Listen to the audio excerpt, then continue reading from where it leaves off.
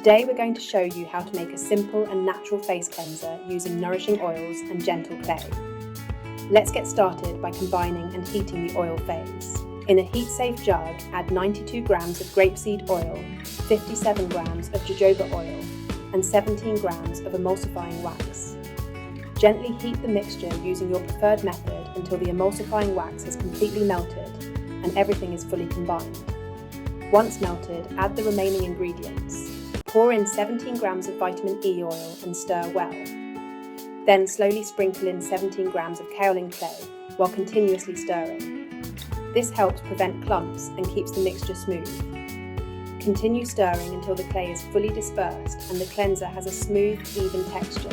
Finally, allow the mixture to cool to room temperature before pouring it into a 200 ml container. And that's it.